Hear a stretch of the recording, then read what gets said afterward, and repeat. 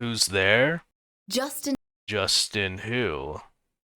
time, Exile.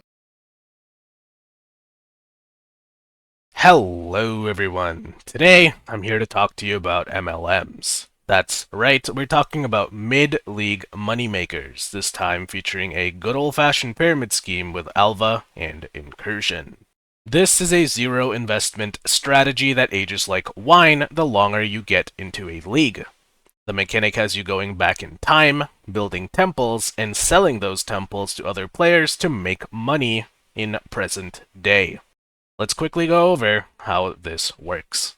You're first going to see Alva in Act 6.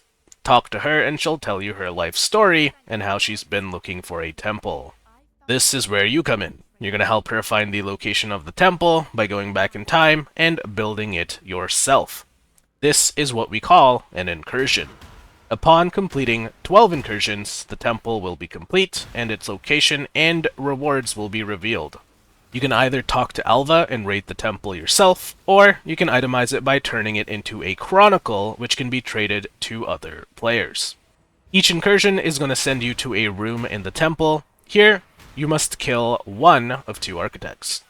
Which one you kill and which one you let live is going to determine what room gets built inside of the temple. Different rooms have different rewards. They start at tier 1 and they improve all the way up until tier 3. There's a total of 25 variations of reward rooms, but thankfully we only care about 2 for this strategy. Speaking of strategy, our strategy is going to involve building temples that have either the Corruption Chamber or the Gem Cutter's Room. These rooms, when upgraded to tier 3, are worth a lot of money to other players, but I'll let you know more about that later.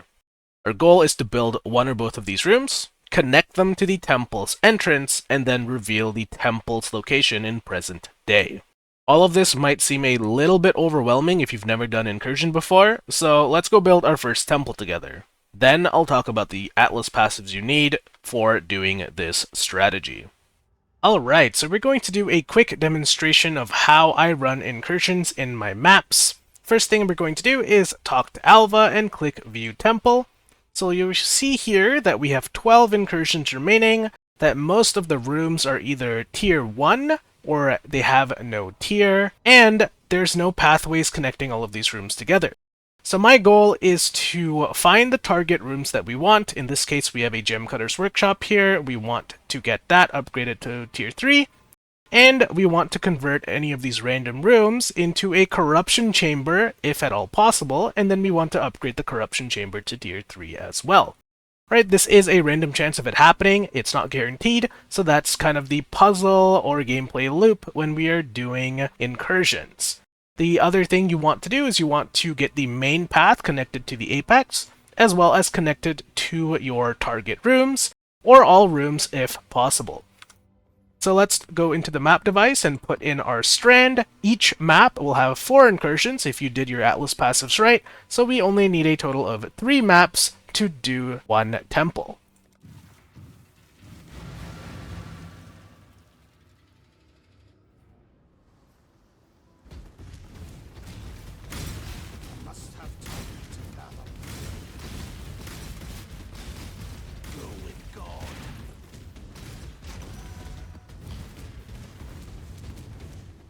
Alright, here is our first incursion. So we talk to Alva, and we see where she sends us. So, the incursion can be any one of these rooms except for the entrance or the apex of Exile. The entrance and apex are always guaranteed in every temple, so you will be sent to one of these rooms in the middle to try and build that into something you want. Once we know where we're being sent, I like to ask myself, does this room need to be connected to another room in the temple? So in this case, we can connect the Sacrificial Chamber to the Pools of Restoration to extend our main path to include this side of the temple. So that's yes, we need to find a Stone of Passage to connect these rooms together. Alright, the last thing we do before we go into the room is we look at whether or not we should upgrade or change the room. So if it's a tiered room, you'll have the choice to upgrade it to the next tier, or you'll have the choice to change it to a different type of room. Every time we go into an incursion, we are always going to want to upgrade the room unless the option to change is Gem Cutter's Workshop or Corruption Chamber. Now, why is it important that we upgrade these rooms? If you get a room to tier 3, that's the highest tier room that you can get, it no longer shows up as a random option in your future incursions. So for example, if I get Sacrificial Chamber into a tier 3 room, we'll never get this part of the temple offered in the remaining 11 incursions. That gives us a higher likelihood of fishing for the target rooms that we can sell to other players. So enough talk, let's enter the incursion. So our goal here is to upgrade. That's the little pointing up triangle. Alright, now that the architect is dead, we need to find a stone of passage to connect the rooms. Each incursion will drop at least one stone of passage. Sometimes two, but always at least one. And we want to connect this to the Pools of Restoration, which is right here. You click on it, it turns green, and now we are ready to leave this incursion. Now let's go find incursion number 2.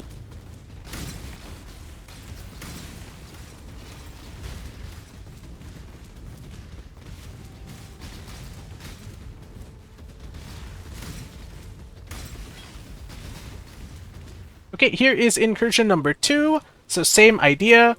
We want to see where we are being sent. In this case, it is the Gemcutter's Workshop. That is one of our target rooms, so we definitely want to upgrade it. And do we need to connect this room to any other rooms in the temple? The answer is yes. It looks like the best option here is to connect it to the Hall of Metal, because that's where our longest main path is. So let's enter incursion. And then we're going to head to the top part of the map. Kill the architect here, that's a pointed triangle once again, and then we're going to look for a stone of passage.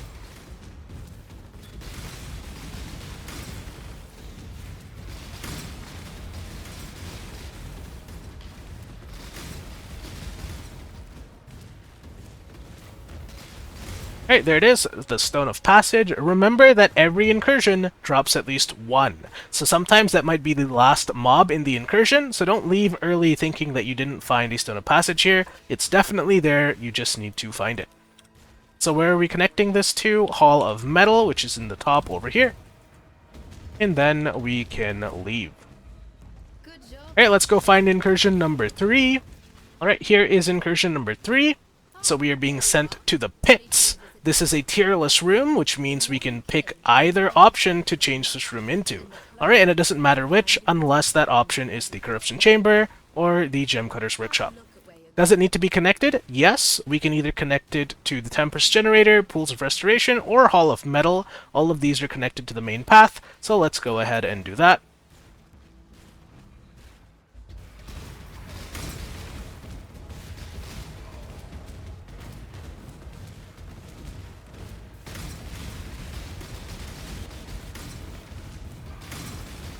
Alright, there's our Stone of Passage. We'll connect it to the Tempest Generator in this case. And then we can leave early. Alright, here is incursion number 4. This one's sending us to the Hall of Metal. Do we need to connect to a room? Yes, the Shrine of Empowerment has no connections to it, so we can connect the Hall of Metal to the Shrine of Empowerment.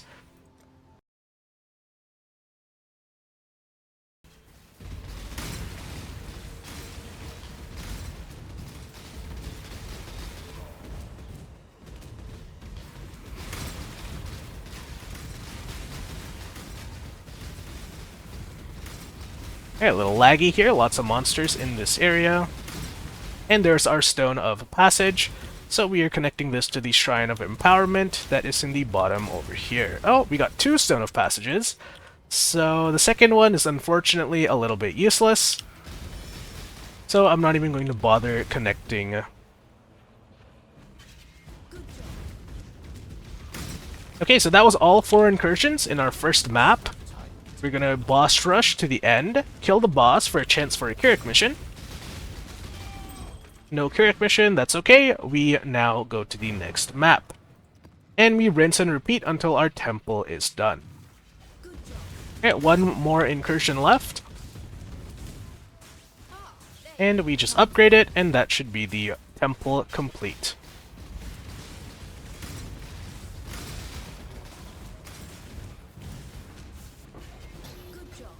Alright, clear the map boss for a chance for Keurig missions. There we go, and we have completed our first temple together. So let's talk to Alva. You're going to see the temple layout, and here it's very important that you click Take Temple Chronicle, okay? Don't open it, because you are going to brick your temple. You have to run it if you open it. You have to take the Temple Chronicle so you can sell it to other players. Let's go ahead and take the Temple Chronicle. And the only room that is worth anything in this temple is the Doriani's Institute Tier 3. Alright, all of the other rooms we don't care about, they're not worth it to other players. Doriani's Institute lets you double corrupt a gem. This has a value of 65 chaos at the time of making this video. So that was 65 chaos in a few minutes. I'm going to put this in my little temple section over here. Okay, so what are Chronicles of Atzwaddle and why are they worth so much to other players? Okay, the Chronicle is an itemized version of the temple that you create from the Incursion mechanic. When you have finished all 12 of your incursions, you have the option to either run the temple, that'll open up the map portals in your map device and let you run the temple, or you can turn it into a Chronicle, itemize it, and trade it to another player. Alright, and then they can put this into their map device, and then they can run the temple that you created. So why are these worth so much? To answer that question, we have to look at the two most valuable rooms that you can get in the temple, and that is the Locus of Corruption, priced at 1.6 divines, and the Doriani's Institute, priced at 65 chaos as of making this video. This Chronicle happens to have both of these rooms at tier 3, so this one's worth almost 2 divines. So, why is the Locus of Corruption valuable? It lets you double corrupt your items of your choosing. The only other way to get double corrupted items in the game is either through divination card hand-ins or the ultimatum mechanic, and that is kind of RNG. Right? If you want to pick and choose what you double corrupt, you can only do that through the Incursion mechanic. So that is why Locus of Corruption is worth a lot. Right? Doriani's Institute is very similar. It lets you double corrupt a gem. This is normally used on exceptional gems like Enhance, Enlighten, and Power, or it's also used on skill gems where you want it to get +1 to levels as well as +3 to quality. So normally a gem is capped at 20/20, right? 20 levels and 20 quality. If you use a Vol Orb to corrupt it, you can get it to either go up in 1 level or up in quality. Right? To get it to have maximum levels and maximum quality, the only way you can do that is with Doriani's Institute. So I'm going to put this into my map device, and we're going to demonstrate what this looks like. And I will put my Contagion back since we won't be using it. So we open up the temple.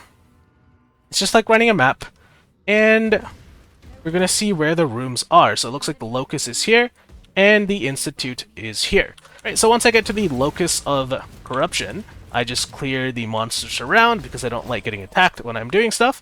Here is our Corruption Altar. Let's click on it, and it's going to show you this little triangle. Potentially corrupts an item, modifying it drastically and unpredictably, the item may be destroyed. So here I have my Lore Weave. It's the only item I kind of had laying around worth double corrupting. So we're going to click on this, and we're going to use it. And it poofed. Rest in peace. Right? That can happen. Right? This one didn't poof. This one ended up with double implicits, and those double implicits are giving my main skill 4 levels from the item. Okay, so rest in peace, Loreweave. Let's make our way to the Doriani's Institute. Alright, so this is the Doriani's Institute.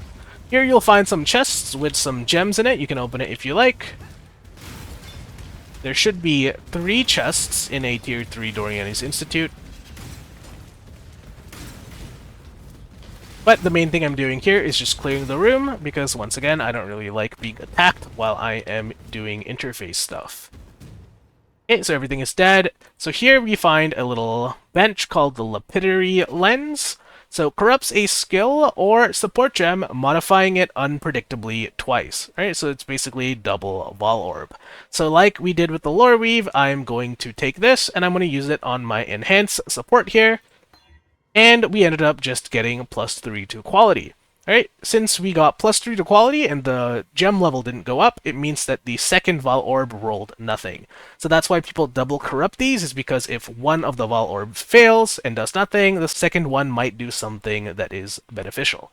Alright, so that is the Lapidary Lens double corrupting skill gems. Alright, let's talk about Atlas passives. Head over to the first cluster and pick up Just in Time. This is going to give our maps a higher chance to contain Alva. Moving on to the second cluster, take all the little nodes here, but skip out on Vol Oligarchs. We don't want to have a Vol Flesh Merchant inside of our incursions. Make sure you get the artifacts of the Vol. This makes it so that maps that have Incursion will have 4 incursions. Heading on to the third cluster, you're going to pick up all the small nodes here, but skip out on Treasure Hunt. This will add chests into your incursions, and we do not want to interact with those chests because they make you have less time inside of each incursion. Heading on to the fourth cluster, pick up Contested Development. This makes it so that when you swap to a new room, the tiers from the existing room is added to that room.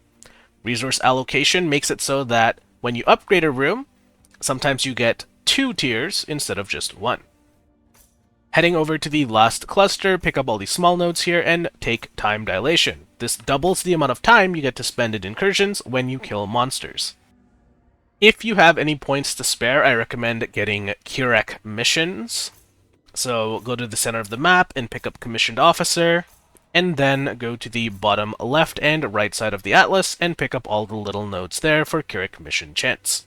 If you do this correctly, you should have a roughly 26% chance to get a Curec mission when you finish a map. And you have even more points to spend. I recommend getting Domination in your maps. So here you can pick up Supplication to add an additional shrine to your maps. And then we can go to the center of the Atlas tree. And here you can add Duration and Shrine Effect to your shrines. Right, the reason we're doing this is because sometimes you'll get a shrine at the start of your map. It could be an acceleration shrine, and that's going to have you zooming through the map, doing your incursions faster, and building more temples per hour. Alright, the last shrine nodes are in the top right hand of the tree. I would recommend that you do not take all that glitters. Right, we want our shrines to be acceleration shrines, not covetous ones. And that's it for the Atlas passive tree.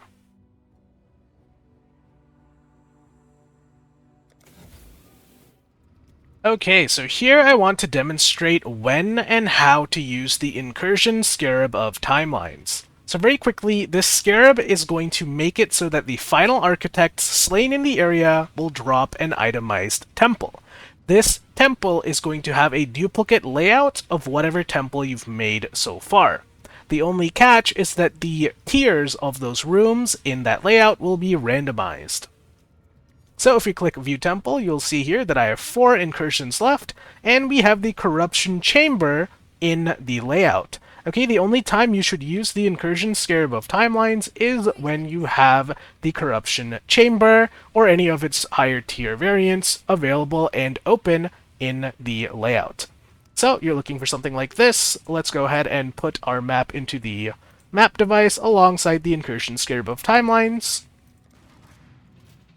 And now, when I finish the final incursion, we're going to get a duplicate of whatever layout we saw there. So I'm going to go ahead and do my incursions in this map super quick. Alright, so we are here at the final incursion in the map. So you'll see that we didn't get lucky, we did not get the Corruption Chamber to show up and a chance to upgrade it, but we did get one of the rooms converted into a department of Thaumaturgy, or the Gem Cutter's room. So let's go ahead and finish our final incursion, and it should drop a randomized duplicate of whatever layout you saw there.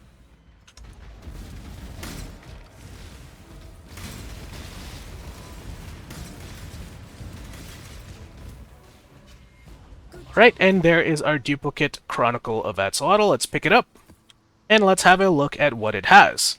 So, we did get a Locus of Corruption. And we also got a Doriani's Institute. So isn't that just fantastic? Alright, we'll talk to Alva here. And this is what our final temple looks like. You can see that the original neither has the Corruption Chamber or the Gem Cutter's room at level 3. So if we go to the Divided Hideout, and we talk to Alva, I will take Temple Chronicle, and we can compare both of them side by side. So on the left, I have the original, and on the right, I have the duplicate.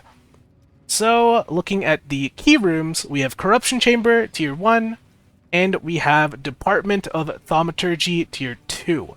Okay, so this original temple is completely worthless. For the duplicate that we got using the Incursion Scarab of Timelines, we have Locus of Corruption, Tier 3, and Doriani's Institute, Tier 3. So this is the maximum value you can get out of one of your Chronicles of Exile. Okay, so hopefully that demonstrates to you how and when to use the Incursion Scarab of Timelines.